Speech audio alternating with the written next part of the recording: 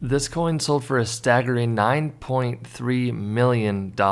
Now, will you find one of these coins in your parents' attic or basement? Probably not. But if you did, you'd want to make sure you didn't get scammed or ripped off. That's why it's important to do your research and do your homework before you ever sell a coin like this. Let's jump into this video though. So this is a 1932D 25-cent quarter and it sold for $89,125, and this is exactly why. So the highest grade we can get in grading is 70. This one's only a few points away at the Mint-State 66 grade. Also, it's important to know that when it comes to Washington quarters, the 1932 date is an incredibly important date to keep your eye out for. This one was also struck at the Denver Mint. You can tell by if you flip your coin over and look in the bottom center of the coin, you'll see the D mint mark there. But also it's important to know that when you sell your coin is really going to matter. There are constantly market fluctuations going up and down. Depending on when you sell your coin is really going to dictate how much the coin brings. But I'd say what matters more than that is probably the condition of the coin. So if you come across a coin in a collection, make sure you keep it safe. Don't get it nicked up and gashed because that will decrease the value of the coin. And the sad reality is most people have no idea what they're looking at when they find these coins. There's constantly stories out there that people could have used that extra money to get them into retirement. They could have invested that money into a bond or a stock that gave them money in return over time. This is not financial advice, but honestly the goal is once you get that money over time, you invest it into low-cost index funds, and over time that money compounds and grows. And let's say you have $1 million